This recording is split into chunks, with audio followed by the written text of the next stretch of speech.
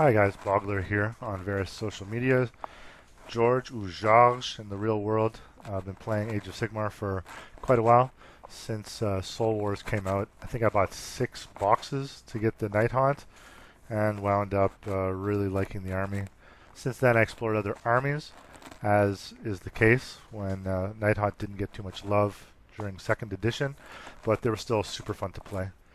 This blog or video log or whatever is kind of designed to help me help myself with maybe the help of you, the viewer, kind of go through my ideas of list creation as I prepare myself for 1-day events and or 2-day events.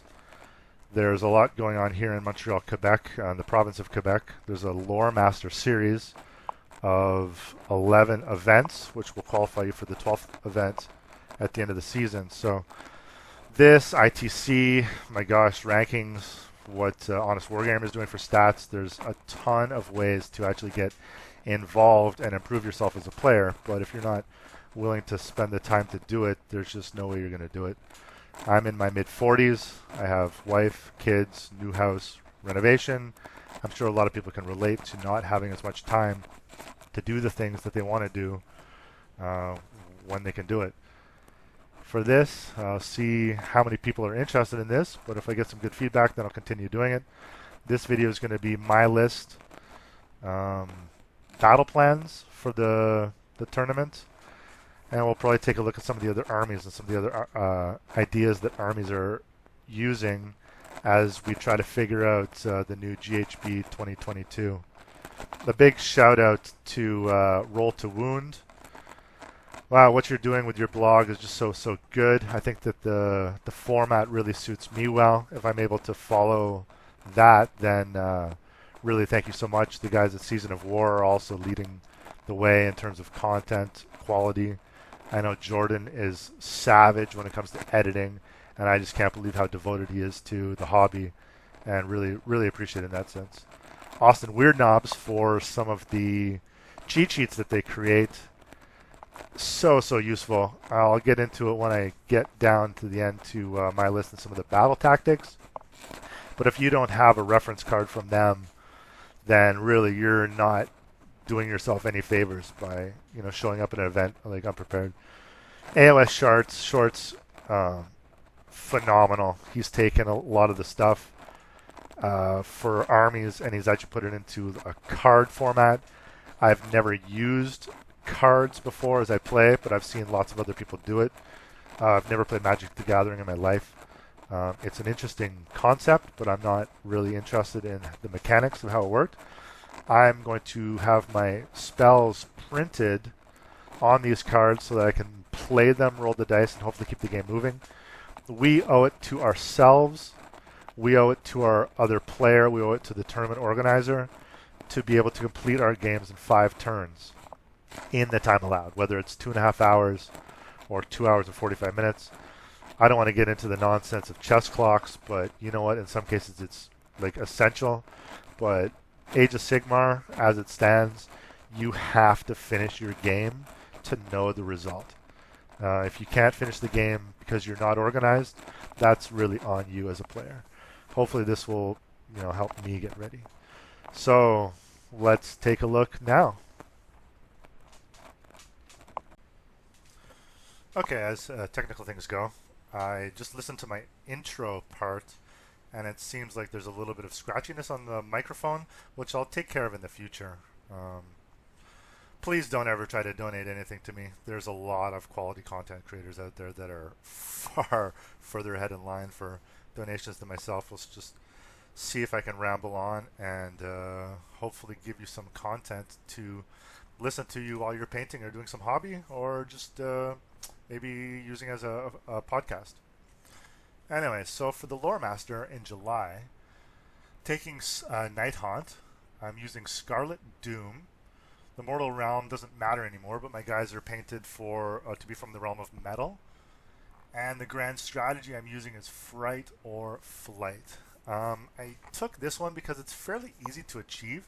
I'm not sure if this one or the pick an enemy with the largest wounds characteristic and kill it with a summonable unit is better.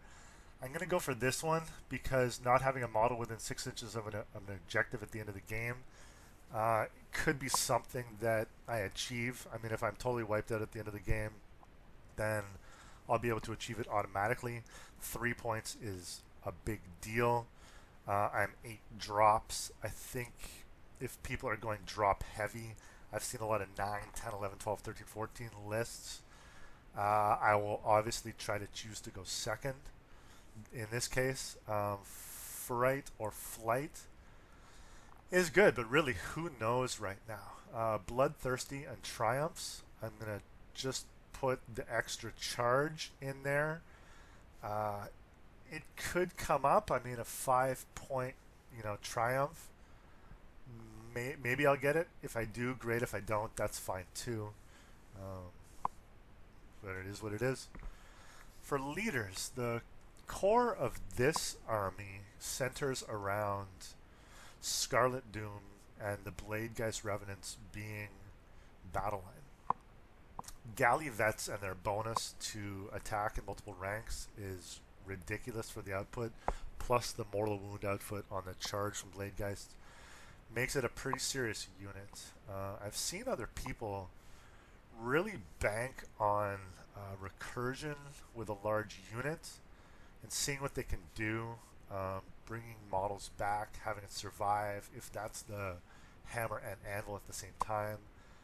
I know I'll have to keep them in range of the Krollgast because they're going to melt. I mean, 30 wounds on a 4-up, like a 4-up with a 5-up ward, it is a lot of effective health, but there's stuff out there that'll just like mince through it. Like if I don't have a CP to use Inspiring Presence, then I think this unit's just going to be dead. I mean, 30 wounds, Nighthaunt, everyone knows how fragile they are. I'm really going to have to try to use movement and positioning to my advantage. Most of the army's fast; they move 8, but the core of the army is essentially this. So we're going to have Bladegeist Revenants in their blob, and then we're going to have another mini blob. Not full out Hero Hammer, but Lady O and Kurdos are going to stick together. They're going to be doing their own thing. The kill the highest wounds characteristic thing.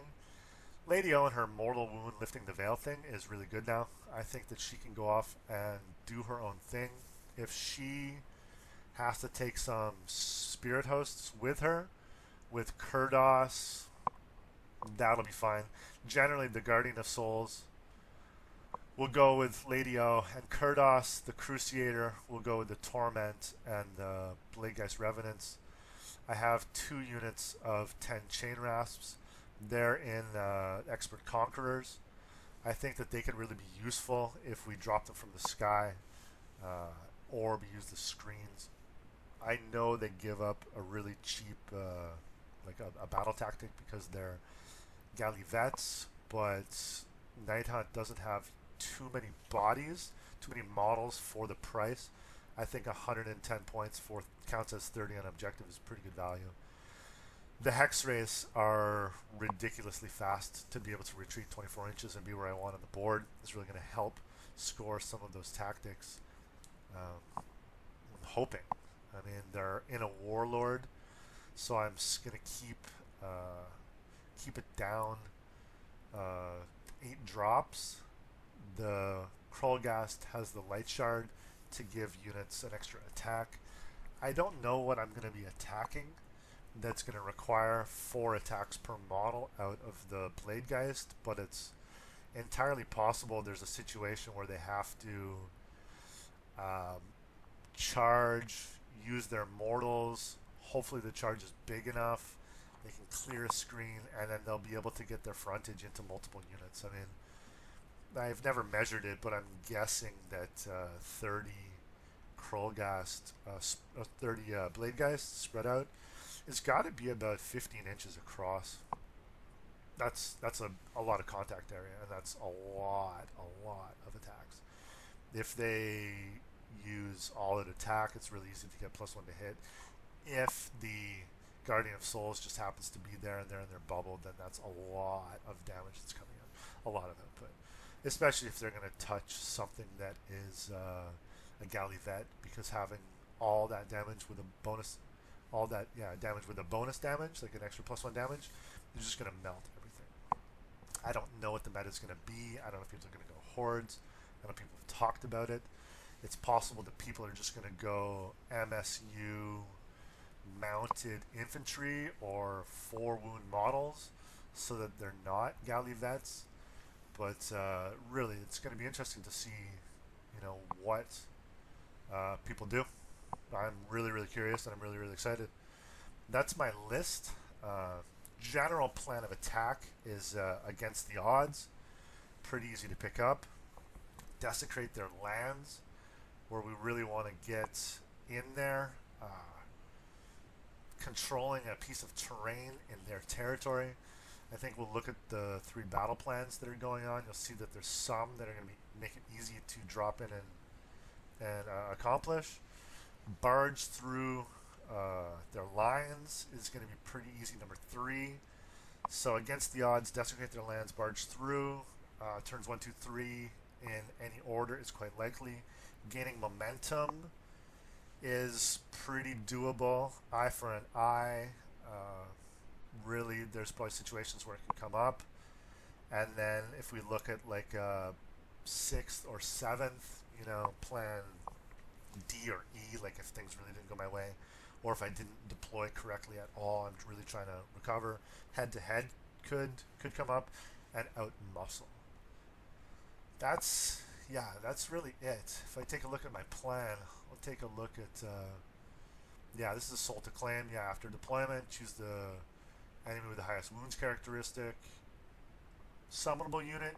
It's likely that Lady O will lift the veil to take out something with a high wounds characteristic. It's not always the case now that the highest wounds characteristic is going to have a high armor save, but in a lot of cases they will. Like if they're having their finest hour. So battle tactics from this cheat sheet that comes from Austin Weird Knobs that you can go to their website and download. It has everything you could possibly want in a cheat sheet. Basically just print these 2 pages, front and back, and you will never really have to spend time looking in the book ever again. It's got the grand strategies, it's got the battle tactics, it's got the realm rules, triumphs, mysterious terrain. Even though we don't use it as much as I want, I'd like the cost of the mysterious terrain dice to come down in the future, but if they don't, that's fine too. And then spells that you can do, movement phase stuff, and everything you could possibly want in this cheat sheet. Really, if you don't know about it, then you should. If you don't get anything else from this video, it's just honestly I'm going to praise a lot of people that are not me. A lot of people that are doing phenomenal work for the community. And really, you should take advantage of it. I mean, if you have time to hobby and listen to me talk, then you should spend a little bit of extra time to go and see like where I'm coming from, like where I get my information from. And I'm honestly, if I'm a 3 and 2 player, that's where I want to live. I want to live at the 3 and 2 tables. If I go 4 and 1, really, really great. I hope I go 4 and 1 and be in contention for best sports instead of going 5 and 0 and maybe getting best in faction. My painting skills okay. I'd like to be like somewhere out there. But if we're going to events and we're having some quality games of Warhammer, I think a large part is because people are prepared and they're passionate about their army and they're just ready to bring you a really good match that you might not have thought of before, which is going to make you enjoy the game a little bit better. So as I went through before, against the odds, So complete this battle tactic and then in turn any models from that unit are contesting an objective you control, and that objective's not being controlled by an enemy galley vet. If that's a turn 1 go-to, that's really, really good. You can do desecrate as well. I want to be able to drop down a unit of 10 chain rasps and just take that. Also barge through enemy lines. The 2 chain rasp units will be up in the sky, and then they can teleport down into the enemy deployment zone, the enemy my gosh, what's it called? Enemy territory.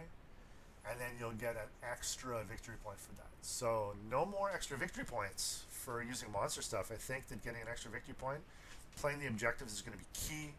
I don't know if stuff is going to melt. Really, there's no way that I'll ever be able to know unless I play more games and get prepared on my end. So let's take a look at the battle plans. He's gone with Presence of Idols, Silk Steel Nests, and Gallet, the Prize of Gallet. So Presence of Idols, I think I'm going to have a couple ideas here. I can really push hard to one of these side objectives and leave the other, because for scoring, you only need to score 1 and then 2. If you have the middle and a side, either or, you can ignore the other side unless you really have to. I know there could be a situation where I'm going to drop down maybe a chain rasp on this side as far away from the defender's territory as possible, because that'll be, oh my god, it's like what, 15? So 15 and then another 6, it's like 21. So I can have one model towing onto there about 20.5 inches away to get a lot of things there. You're going to need some cav to get on there. And if I need to bring up some support from the Hex Wraiths or Lady O and Kurdos, then so be it. The middle I can try to push with something as well. We're going to be 9 inches away here in the middle. Really, I think it's going to be won or lost on deployment now. You got to go 3 inches to move on to the center objective. You're then going to have to be able to go about 15, so 9 inches. So I'm going to have to run a unit or use the Hex Wraiths and then just like tow them on down here in the first turn. If I just want to get one Hex Wraith here with one model, hopefully that they'll have to come and take it off with something. Turn roll priority, I'll then have to move in with something else. Like, I'll never want to be moving my models in a way that's going to allow them to be charged. I think Nighthaunt are fast enough that I'm going to be able to move back, especially with terrain, use it to my advantage, and always set up counters. The Hex Wraiths are great. They can move here 21, so this would be easy. This will be like, what do we say? So it's 11 and 6, so 5 and 12. It's about 16 away from the defender's territory. That will make it so I can probably get to here. Defender's territory turn 2. That'll be barged through enemy lines, no problem. I doubt they'll be able to take down the Hex Wraiths. So pretty good going forward. I don't really know. Yeah, I'll take lots of photos, and when I do a battle report, I'll be able to let you guys know. The next one, I'm pretty certain that I've got the movement to be able to handle. The new burn rules for capping objectives is really good. I think being able to spread out and take all 4 of my objectives shouldn't be a problem. And I have the speed to try to get some of my opponents. So straight 18 inches distance between us. The attacker's territory is massive. I doubt that they're going to be kind of blocking off the 9-inch bubble required to stop the teleporting. So I'll probably be able to get a couple units of chain rasps into here. If my opponent's playing a really tight castle and they want to only like set up on 3, then this is a pretty easy scenario for me. Again, it all comes down to deployment. If I have to spread out, then so be it. I might be able to spread out and ignore. If my opponent has some teleporting as well, I might be in a tough situation because I won't be able to afford to keep my models back. I'll want to be on the go as well. But if it's a stalemate and we don't want to kind of relinquish any ground, then that's fine. I think score 1, score 2, score more. If my opponent's castling up on 3 objectives, I'll just take my 4 and then I'll take that extra point, and then I'll go for my battle tactic again. Against the odds, desecrate, barge through, getting momentum, eye for an eye, head to head, and then possibly out muscle. It's a pretty good scenario. I'm really, really excited to play this one. Prize of Galette is interesting as well. I think deployment is going to be key because of the 3 middle objectives and the possibility of you taking 3 objectives. You can't just sit on yours and take 1 more. You have to take 1 and then maybe a second. If your opponent is really going to barge into the middle, then I just don't know. Fire Slayers, I don't know what I'll be able to do to really get into their heroes to shut off their 4-up ward. I think I'll have to try to get close enough to get some good charges. As everyone knows, redeploy is just so strong. There's nothing that like punches you in the gut worse than your opponent getting that 6-up redeploy, and then you're really looking at a 9-inch charge. It happens often, like often. If you go to events, like you're probably gonna miscast once. You're probably gonna have your opponent roll a 6 on their redeploy, and it's really gonna change the way you see things. I think fortunately with Nighthaunt and the amount of movement they have with 8 inches and fly, you can set up situations where maybe they're not going to charge your primary target, but you can at least get a decent charge off, like a 7 into like some secondary target. But again, who knows? Score 1, score 2, hold more, and then your battle tactics. So if you're getting 5 points per turn, you're really doing well. Get 5 points per turn. Try to kill some of the enemy. Just really plan for those turns 3 and 4 when you should try to win the attrition game. Hopefully those 30 blade guys are still going strong. They'll be able, if they can cap 1 objective and then just basically roll their way around, it's not too far away. I mean, this is only 15 inches from center to center, so there's 6 inches here. So you essentially only have a 3-inch difference here where you're not on one of the objectives in the middle. Same for here. Oh my god, I don't remember my Pythagorean theorem, but yeah, so 15, 11, so this has got to be 17 something. Leave a comment if you know math. Anyway, it's not that far. So it'll be 6 and 17, so then you'll only have like 5 inches to get onto the attacker's territory objective, which may be a good idea, but honestly, it's not even worth any extra points. So maybe it's not that good idea in this thing. You just want to try to move up, control 2, don't worry about a 3rd, and then don't get wheeled into your own territory. Just hold 3, any 3, don't even worry about the 4th or 5th. You know.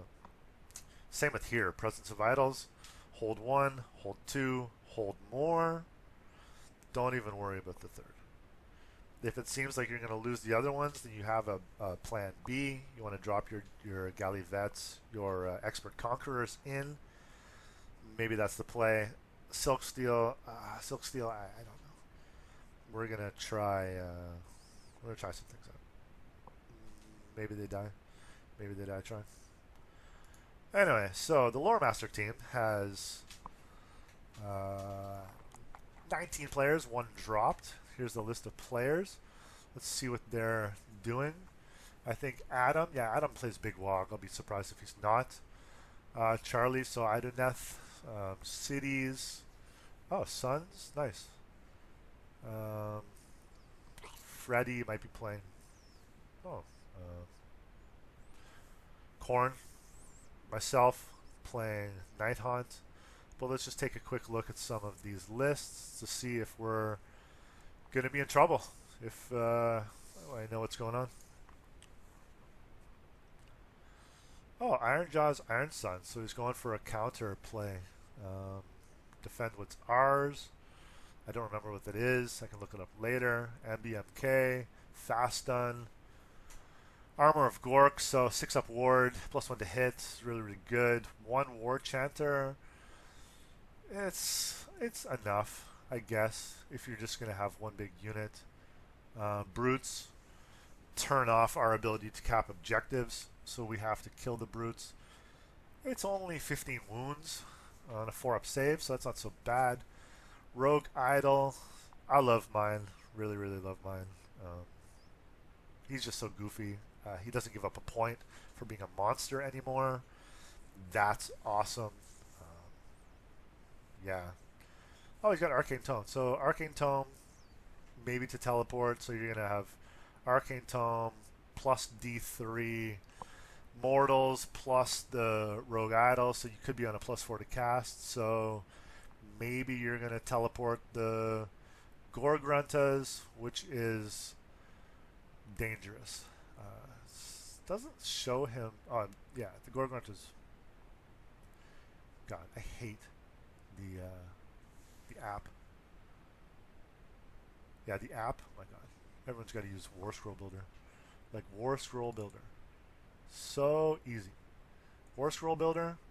Click the check mark or the question mark. Copy your list.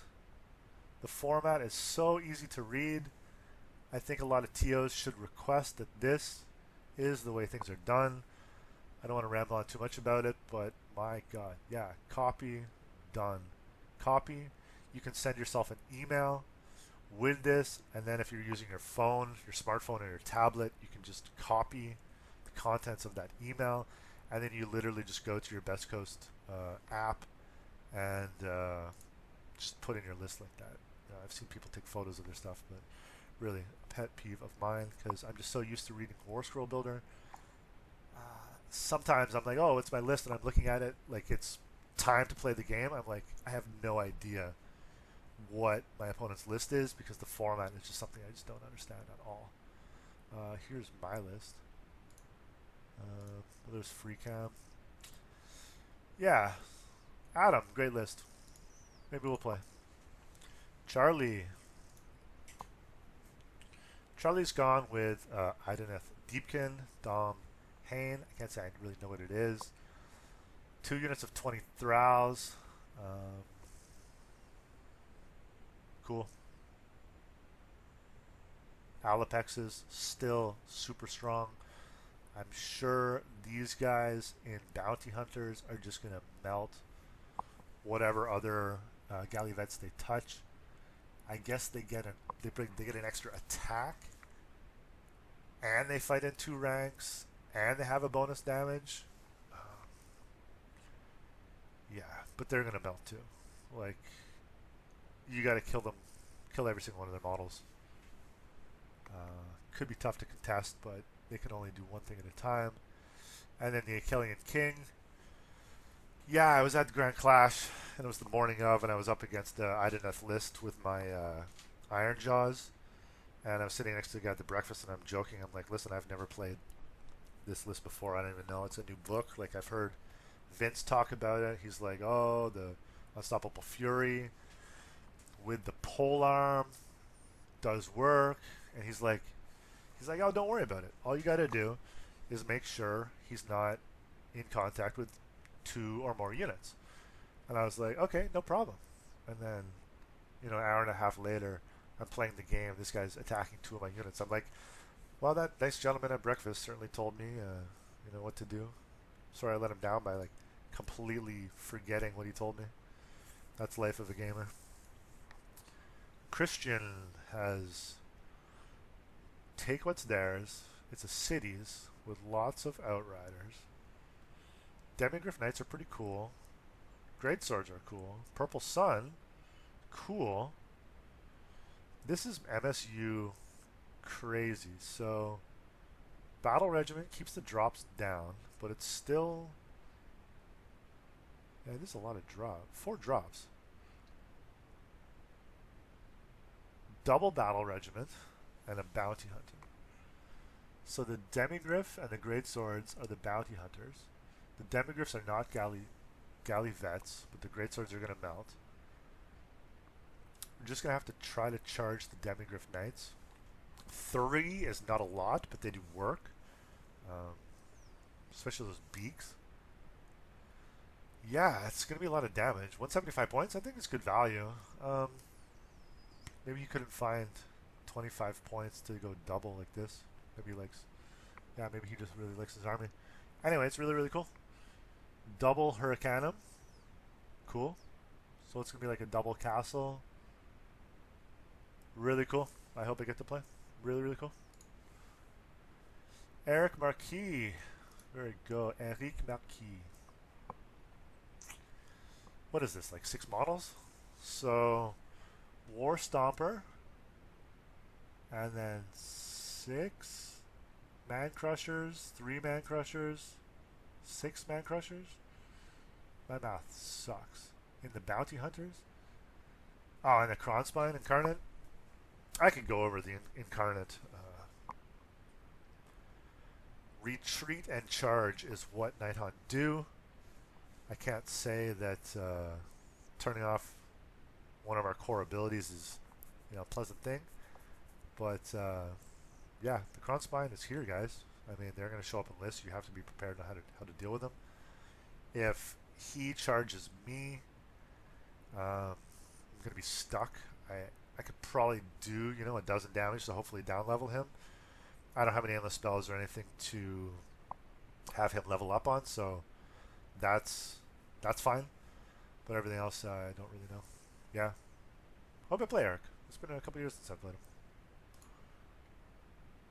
Freddy Pooh. Ironjaw's Bloodtooths. Good.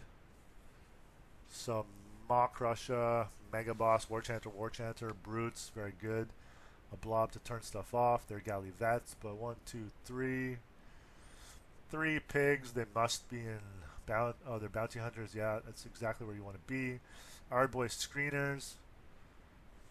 In Warlord, because you want an extra artifact. Because you want. Oh, the Mega Boss is now the wizard now. I guess for everyone. Mega Boss is the wizard now. Another Ironjaw's Bloodtooths.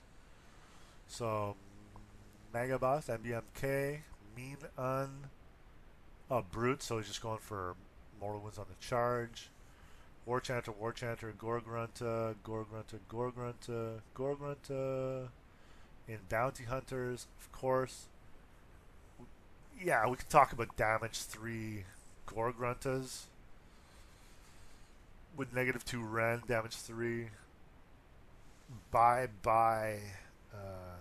Thralls. It's like, hopefully they match up against each other, and I'll get to play them in round 3. I don't really know.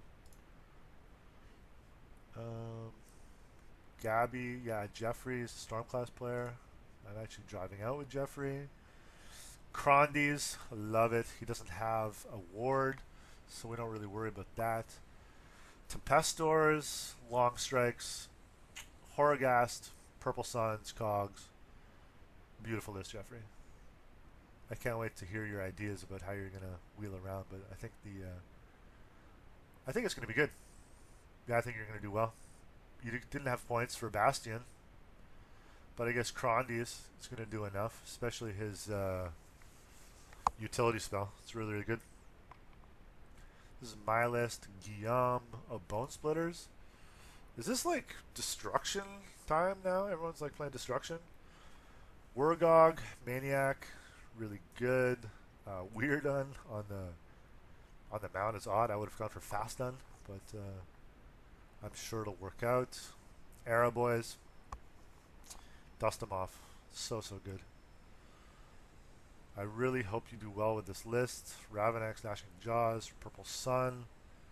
He's got a Prophet, Wardock. It's a lot of wounds. 208 wounds. Double my wounds with a 7-drop if I play him and I don't deploy correctly. I think it's done. Like, it's going to be hard for me to move him off like any of the objectives. Or if he chooses 2 and I didn't deploy correctly, I'm going to have to really fight for the middle and then really fight for a side that he didn't take. Because, yeah, like, I can play the War of Attrition, but I'm just not going to be able to. I'm just not going to have enough fight back. It's a lot of wounds. And they're not Gallivets, so I don't get bonus damage or anything. Belladonna, Castellai, nice 3 units of Blood Knights that are going to power up. Direwolves, no zombies. This is an army, a Soulblight Gravelord's army that's going to get to turn 5. Manfred, Zombie Lord, Belladonna. So you have 1,000 points in your characters, and then you have 1,000 points in your battle line. Your battle line is Gallivets, just the Direwolves are. They're Expert Conquerors, really interesting, just to try to do some shenanigans. Maybe move them out of the grave. That would be great. And 15 Blood Knights. Listen, Blood Knights hurt on the charge. Might as well put them in Bounty Hunters.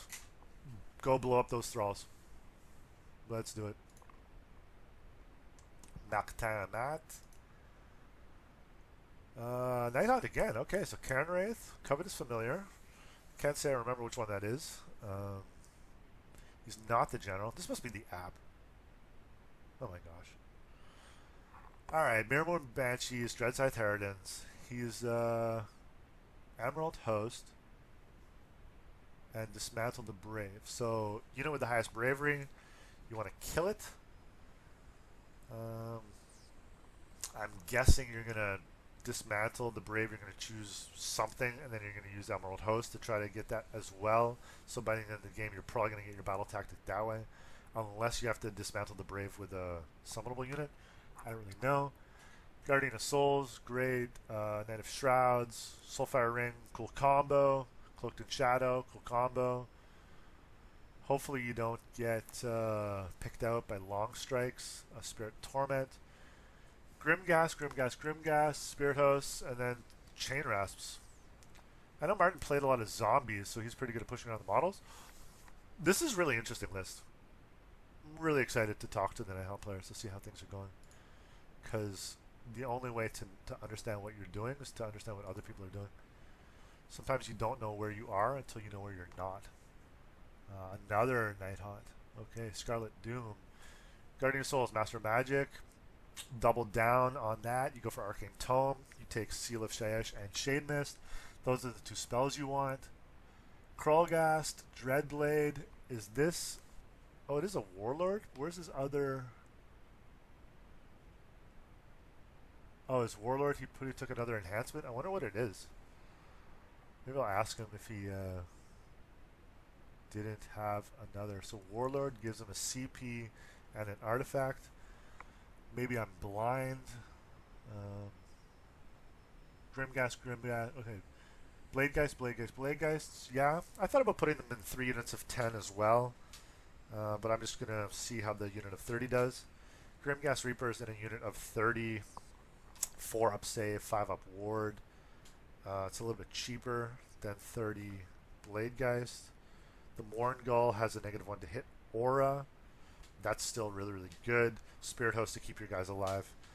I'm interested to see how this list is doing. Who do we say this was? This was Maxime.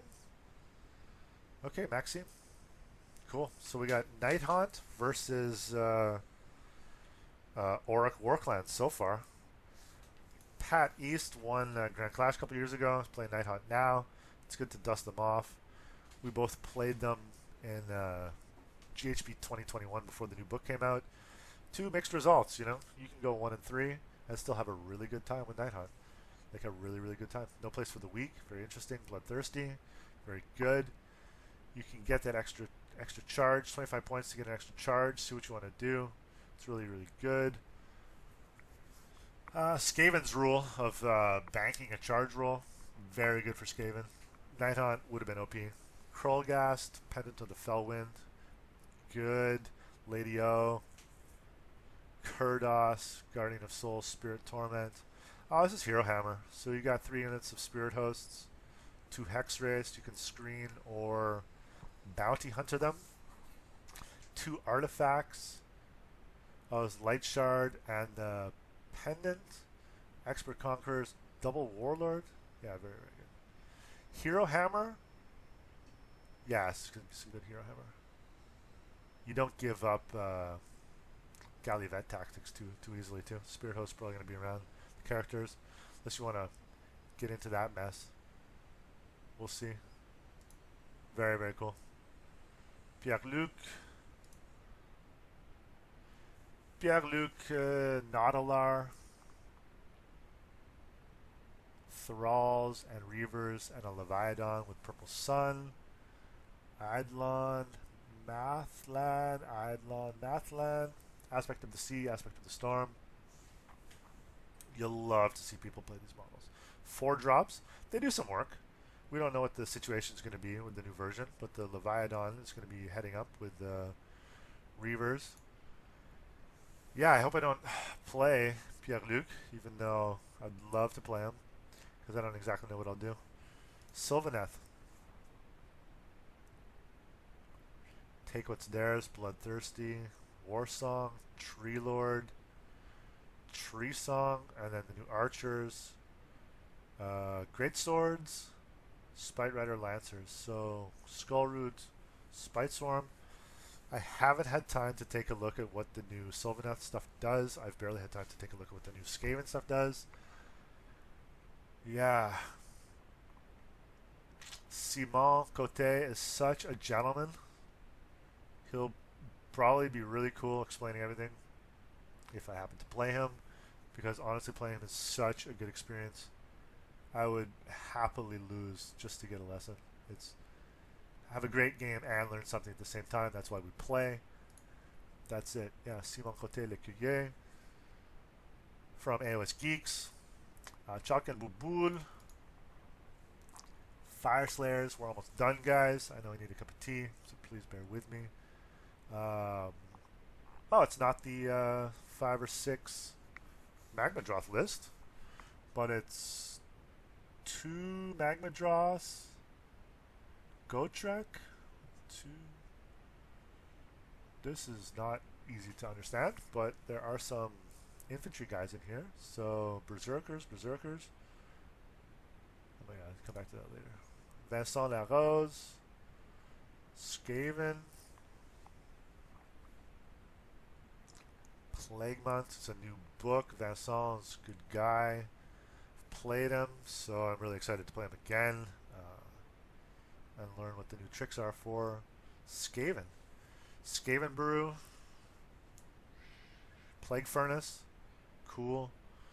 Their curses. I guess if I get cursed, I could probably take a bunch of mortals. Plague Monks, Giant Rats. It's 13 drops, so he'll be going, and then I'll have to adjust to what I see in front of me. 1950. Wow, he really wants that Triumph. Indomitable. Yeah, I guess so. Battle Shock. And Jan Lecoq from AOS Geeks. He's the only AOS Geeks here. I thought they were from out in Sherbrooke. Jan Lecoq has a show, a French show, about Age of Sigmar, which is great every week. You should check it out. Sylvaneth, Gnarlroot. Again, Jan's such a great guy. I'm sure I'll have to learn all these new things. Durthu. I don't know what they do now. Used to have a bonus to charge, and a flat 6 damage is strong. You can't go into Bounty Hunter. So the Bounty Hunters are Kurnoth with great swords, 3 of them, and then 6 of them with scythes. Maybe I'll take a look at the math. I'm sure someone's charted out how much damage 6 Kurnoth all attacking in such a small footprint does. If it's into like the 30 or 40 damage on a 4-up save, I wouldn't be surprised. With the Bounty Hunters, it's good. 65 points, they'll get Bloodthirsty. Get that extra charge in there. That's basically all I know. Thank you guys so much if you've listened to the very end of this. If you have any ideas or I'm just straight up wrong, please leave a comment. I'll happily reply. If you think that I need to do something better to add music or what, then please let me know. Or if the video is just straight up too long, I need to chop it up, then let me know as well. I know I'm talking about a lot of things because of my first video, but in the future I'd like to get the format a little bit clean.